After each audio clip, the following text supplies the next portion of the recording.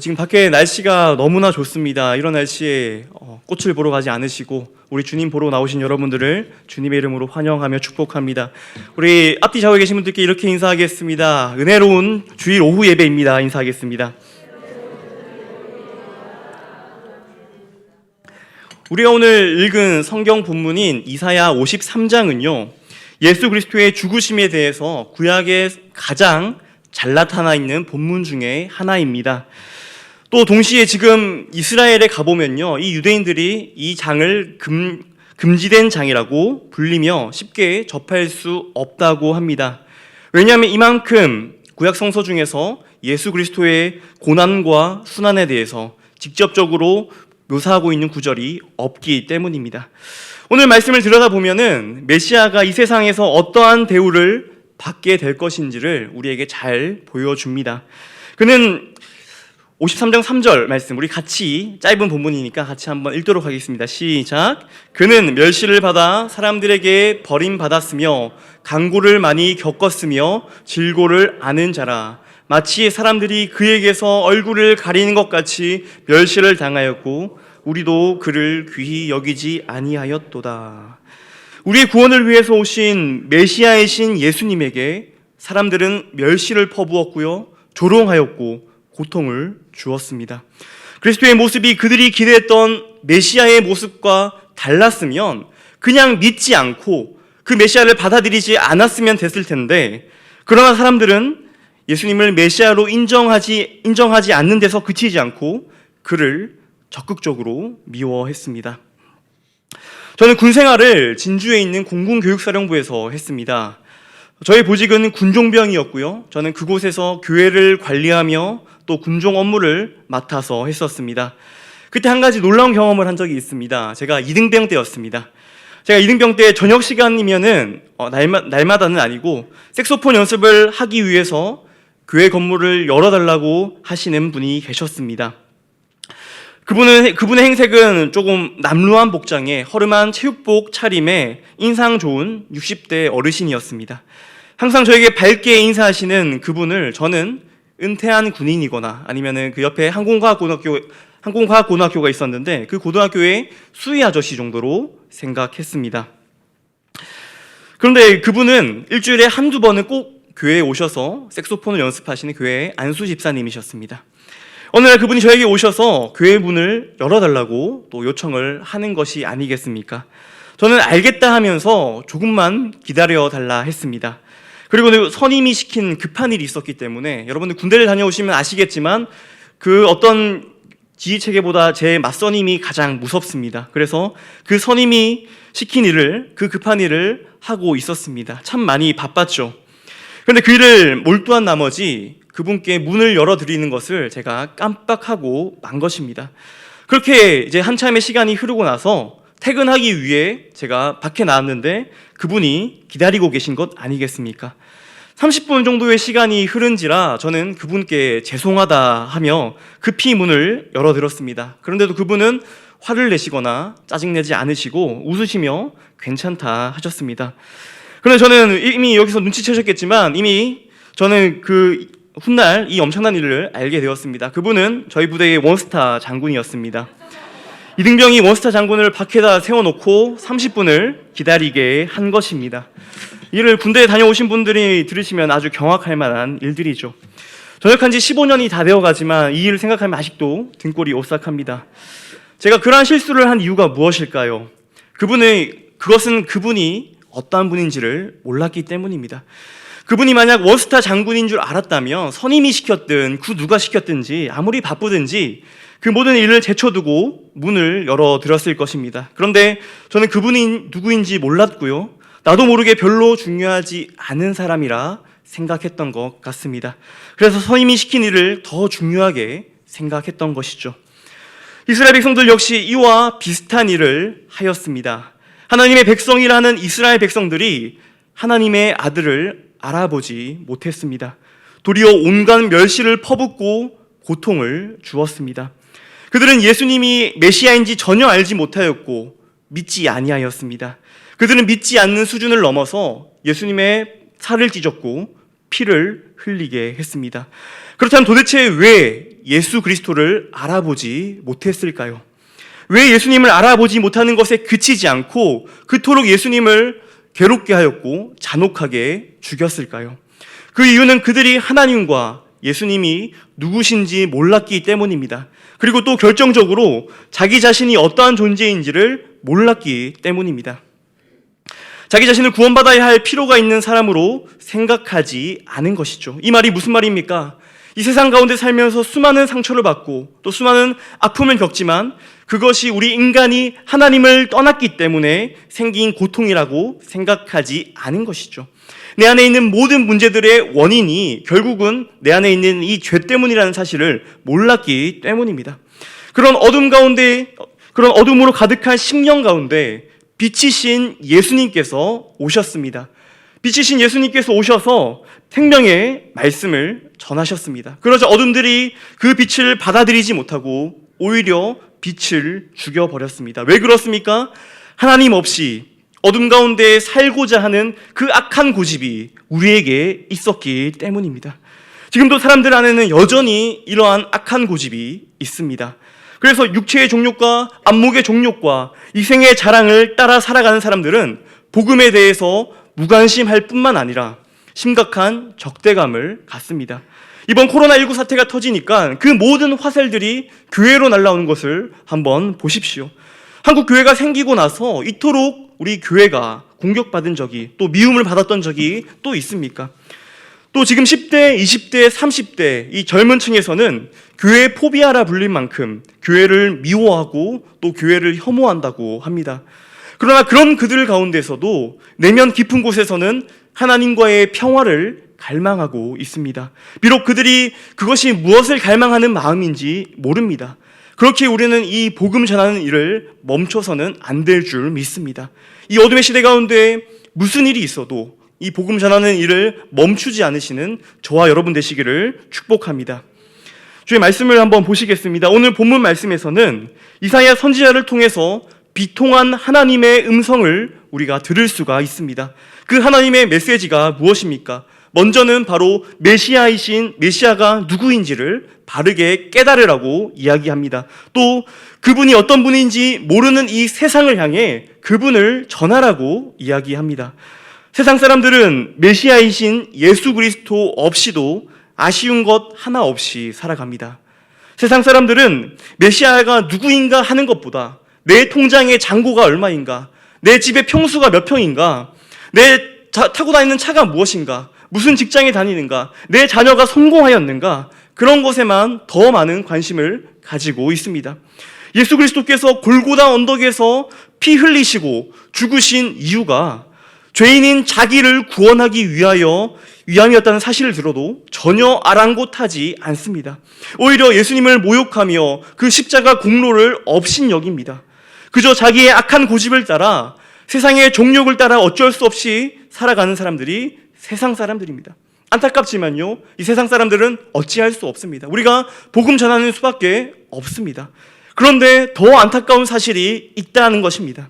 우리 예수님을 향한 이 멸시와 천대는 십자가 죽음이 끝이 아니더라는 것이죠. 예수님에 대한 무관심과 예수님에 대한 모욕은 오늘날도 지금 이 시대에도 변함없이 계속되고 있습니다. 심지어 구원받은 무리들의 연합이며 예수 그리스도의 신부된 이 교회라고 하는 곳이 곳마저도 똑같은 일이 자행되고 있습니다. 물론 교회 안에서 공개적으로 예수님을 싫어하고 예수님을 미워하고 예수님을 부인하는 사람은 없겠지요. 그런데 그것 아십니까? 우리 예수 그리스도의 피값으로 받은 그 구원의 감격 없이 살아가는 것 그 자체가 예수님에 대한 가장 큰 모욕이라는 사실을요. 정말 충격적인 이야기 아닙니까? 우리가 진짜 그 사랑을 알고 그 은혜를 아는 자라면 예수님을 그저 무시하지 않고 그저 멸시하지 않는 수준에서 그쳐서야 되겠습니까? 세상에서 가장 가치 없고 쓰레기 같은 존재였던 우리를 아무 보잘것없던 나를 위해서 먼저 찾아오신 그분을 어찌 목숨 걸고 사랑하지 않을 수가 있겠습니까? 한 걸음 더 나아가 아직도 메시아로 오신 예수 그리스도를 멸시하고 모욕하고 하나님의 사랑을 무시하는 저 세상을 향해서 어찌 두고만 볼 수가 있겠습니까? 예수님의 대속의 은혜에 그 공로에 감격할 줄 모르는 냉랭한 신앙생활이라면 이미 내가 예수님을 모욕하고 있는 것입니다. 이미 내가 예수님을 멸시하고 있는 것입니다. 이미 내가 그 십자가의 도를 아무런 가치 없는 것으로 여기고 있다라는 사실입니다. 이처럼 다 식어버린 이 신앙이 우리 교회 안에, 이 한국 교회 안에 너무나 만연하게 퍼져버렸습니다. 예수 그리스도의 대속의 은혜에 그 감격을 잃어버렸는데도 나는 그리스도인이라고 고백하는 사람들이 너무나 많더라는 것이죠. 그 증거들이 무엇입니까? 여전히 우리는 그리스도 밖에 있는 것들을 자랑하기 바쁩니다. 돈을 자랑합니다. 세상에 자랑할 만한 것들을 자랑하고요. 직분을 자랑합니다. 신앙의 연수를 자랑합니다. 믿음의 가문을 자랑합니다. 그런데 교회 안에서 여전히 그러한 것들을 자랑하는 것은요, 아직 내가 우리 주 예수 그리스도를 아는 지식이 가장 고상한 것임을 모르고 있기 때문입니다. 우리가 자랑할 것은 오직 예수 그리스도밖에 없는 줄 믿으십니까? 일평생 오직 예수님만 자랑하시는 우리 모든 진교교회 성도님들 되시기를 주님의 이름으로 축복합니다.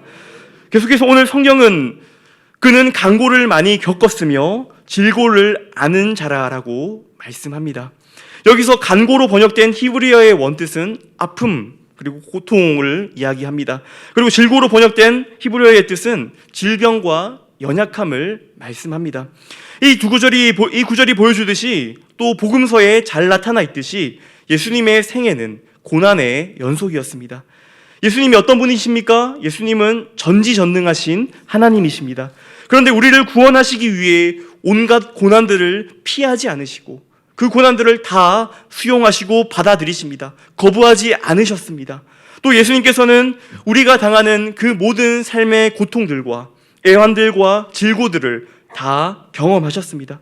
가난의 고통도 경험하셨고요. 육신의 연약함도 경험하셨습니다. 목마르고 굶주리셨습니다. 믿었던 사람들로부터 뼈아픈 배신을 당하기도 하셨습니다. 그 모든 것들을 그분이 당하셨고 그분이 알고 계신다는 사실입니다. 우리 주님은 그냥 단순히 하나님으로서 저 하늘 위에서 우리를 저 밑에서 내려다보고 군림하시는 분이 아니라 자기를 비워 종의 형체를 가지사 사람들과 같이 되셨고 죽기까지 복종하셨던 분이 바로 우리 예수님이십니다. 우리가 고통 가운데 신음할 때 누군가 공감만 해주어도 우리의 마음이 녹아지고 우리가 치유됨을 경험해 보셨을 것입니다. 우리 주님께서도 나의 그 모든 아픔과 눈물과 질고를 다 알고 계시고 또 지금도 공감하고 계신다는 사실입니다. 우리 주님이 나의 모든 상황과 처지를 아시고 또 공감한다는 것 자체가 얼마나 큰 위로가 됩니까? 우리 주님이 지금 우리에게 이렇게 말씀하십니다. 주님이 우리에게 이렇게 오셔서 내가 다 알고 있다. 내가 너의 그 아픔과 고통과 그 슬픔과 그 분노들을 내가 다 알고 있다. 그러나 그 아픔들이 너에게서 결국 선을 이룰 것이다. 오히려 그것들로 인하여 하나님께 영광 돌리게 될 것이다라고 오늘 우리에게 말씀하십니다. 예, 그렇습니다. 우리 주님은 직접 이 땅 가운데 오셔서 우리들의 삶을 경험하셨습니다. 그 모든 질고를 아는 경험으로 그분은 우리를 긍휼히 여기십니다. 그리고 우리의 모든 아픔을 치유하시고 또 회복시키십니다. 그런 하나님이 우리의 하나님이신 줄 믿으십니까? 지금도 내 모든 상황과 처지를 아시고 또 공감하시는 하나님과 깊은 교제를 누리시는 축복이 있으시기를 소망합니다. 그리고 이어지는 이사야의 예언은 참담합니다. 3절 후반부 말씀입니다. 이사야 선지자는 메시아가 이 땅 가운데서 받게 될 대우에 대해서 예언합니다. 그는 마치 사람들이 그에게서 얼굴을 가리는 것 같이 멸시를 당하였고 우리도 그를 귀히 여기지 아니하였도다. 죄가 없으신 그분이 질고를 아시게 된 것은 누구를 위함입니까? 바로 우리를 위함이었습니다. 그런데 그런 그분을 사람들은 외면하고 또 멸시하였습니다. 이 예언의 앞부분은 히브리의 원문은 다음과 같은 의미로 의역할 수 있습니다. 우리가 쳐다보지 않기 위해서 일부러 우리의 얼굴을 가리어서 그분에게 멸시를 주었다고 번역할 수 있습니다. 주님의 질고와 모진 고통 속에 있는 것을 우리가 다 알고 있지만 우리가 그분의 질고를, 그분의 고통을 모른 채 했다라는 것입니다. 그리고 뒤이어 나오는 그 말씀이 무엇입니까? 오늘 설교의 제목이죠. 우리도 그를 귀히 여기지 아니하였도다. 이 예언이 우리의 가슴을 더 치게 만듭니다. 멸시와 천대와 질고를 직접적으로 주는 사람들은 예수님을 모르는 사람들이었습니다. 언약 바깥에 있는 자들이었습니다. 쉽게 이야기해서 세상 사람들이었습니다. 그런데 우리도 그를 귀히 여기지 아니하였도다 라는 이 말씀의 이 구절의 주체는 누구입니까? 바로 하나님의 소유된 백성들입니다. 누구보다 간절히 메시아를 기다렸던 사람들이고요, 누구보다 먼저 메시아를 발견했어야 하는 사람들입니다. 그런데 정작 너무나 그 메시아에게 무관심했던 사람들입니다. 이것은 지금 우리가 사는 이 시대에도 동일하고요, 이 시대에도 마찬가지입니다. 사랑하는 성도 여러분, 이 말씀은 예수님이 오셨을 때 그 이스라엘 백성들에게만 해당하는 말씀이 아닙니다. 앞으로 할 저의 이 질문들을 여러분들 스스로에게 한번 해보시기 바랍니다. 여러분들은 메시아이신 예수 그리스도를 바르게 보고 또 바르게 알고 있습니까? 여러분의 신앙은 확고하게 그리스도를 아는 지식에 기초하고 있습니까? 진실로 예수 그리스도만이 여러분의 삶과 신앙 가운데 그 무엇과도 대체할 수 없는 가장 소중하신 분이십니까?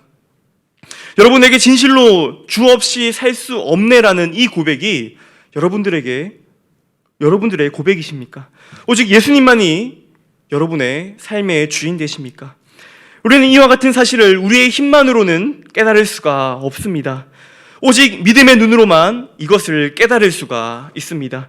오직 믿음을 통해서만 예수가 그리스도이시며 그분의 죽으심으로 나의 구원을 얻게 되었다라는 이 하늘의 비밀을 알 수 있다는 사실입니다.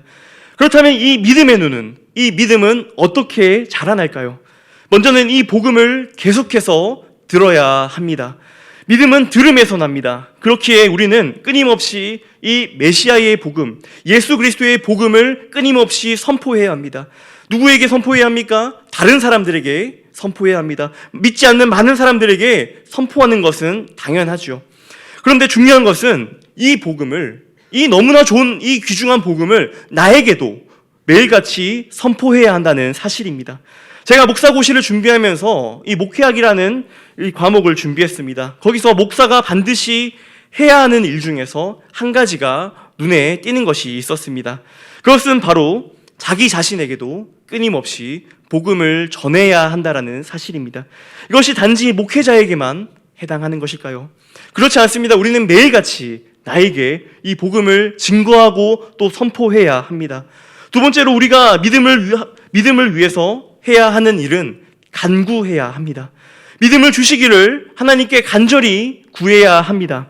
성령께서 저들과 나의 마음의 눈을 밝히시어 그리스도가 누구시며 그리스도가 나와 무슨 상관이 있는지를 알게 해달라고 끊임없이 간구해야 한다는 사실이죠. 아무리 놀라운 구원의 은혜를 경험했어도요, 넘치도록 그 하나님의 사랑이 나에게 부어졌어도, 눈에 확연히 드러나는 그 은사들을 경험했어도 단 한 번만의 경험으로 충분하지가 않습니다. 단 한 번의 경험으로 우리는 하나님의 자녀답게 살아갈 수가 없습니다. 믿음의 눈으로 예수 그리스도를 바라보는 것은요, 구원받은 순간, 단 한순간 가지고 되는 것이 아닙니다. 아침마다 새롭고 늘 새로운 그 십자가의 감격을 오늘도 내일도 누리고 살아가야 한다는 사실입니다. 예수 그리스도가 누구신지 바르게 보고 그분의 십자가 앞에서 내가 얼마만큼 더러운 죄인인지를 처절하게 깨닫는 일이 오늘도 내일도 이 사실이 매일매일 반복되어야 한다는 사실입니다. 그리할 때 우리는 비로소 우리의 죄와 우리의 불순종을, 우리의 더러운 것을 볼 수가 있습니다. 또 그것들을 미워하며 또 그것들을 대적하며 살아갈 수가 있습니다. 이것이 바로 거룩 아니겠습니까? 사랑하는 성도 여러분, 오늘 이 말씀은 여러분들에게만 전하는 것이 아니라 저에게도 가장 필요한 말씀이고 저에게 가장 중요한 말씀입니다. 우리는 지금 그리스도의 십자가는 간 곳 없고 오직 자신의 번영과 자신의 행복을 쫓아가는 자신이 우상된 시대에 살아가고 있습니다. 그 무엇보다 나라는 존재가 가장 중요하며 열렬히 나를 섬기는 그런 시대 속에서 살아가고 있습니다. 하나님 역시도 인간의 행복을 돕는 존재 정도로만 생각하는 그런 시대 속에서 살고 있습니다. 하나님 중심이 아니라 인간 중심의 기독교 신앙이 범람하고 있는 그런 시대 속에서 우리는 지금 살아가고 있습니다. 지금 우리가 살아가는 이 시대는 말세 중에 살고 있습니다.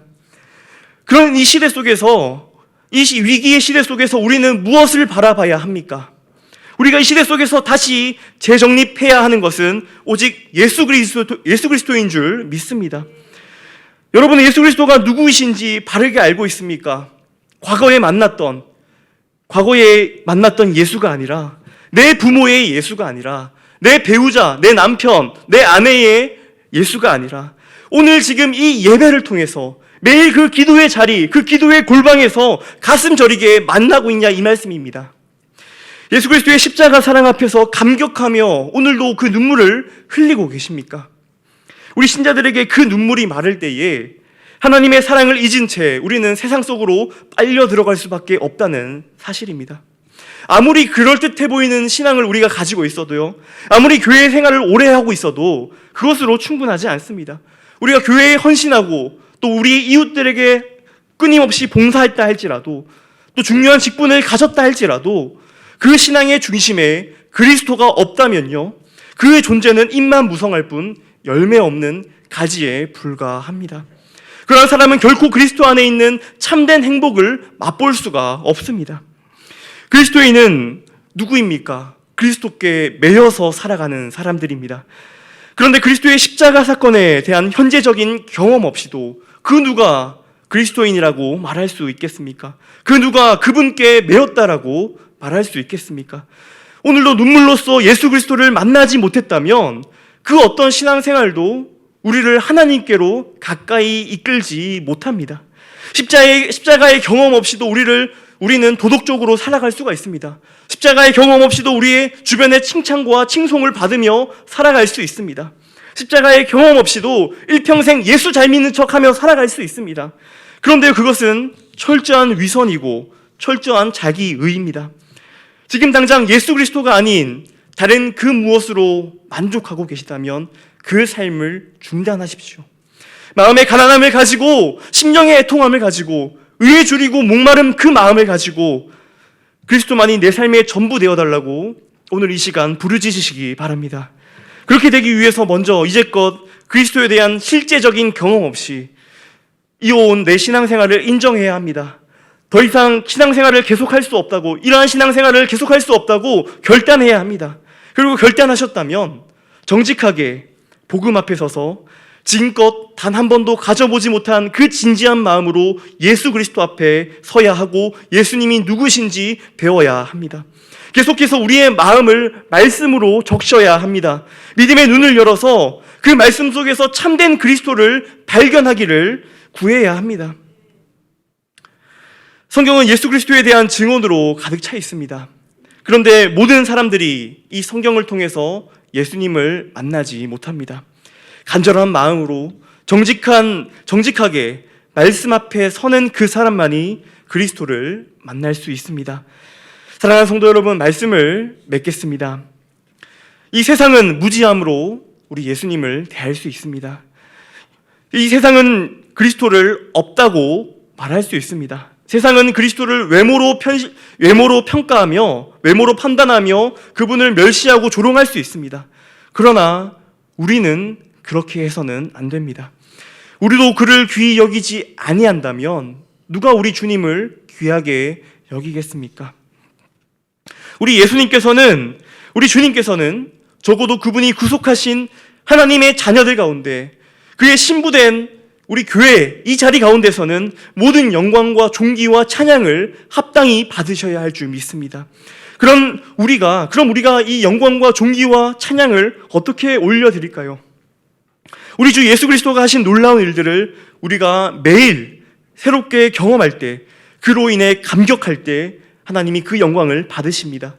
우리가 예수님의 죽으심과 다시 사심을 감격하며 노래할 때 그 찬양을 하나님이 기뻐 받으십니다. 그것이 우리의 삶의 이유이자 그것이 우리의 삶의 목적인 줄 믿습니다. 일평생 메시아로 오신 예수 그리스도를 더 깊이 알아가며 그분을 더 깊이 더 많이 사랑하며 더 친밀한 교제를 누리고자 하는 그 열망이 저와 여러분 모두에게 충만하기를 주님의 이름으로 축복합니다. 이 시간 함께 기도하시겠습니다.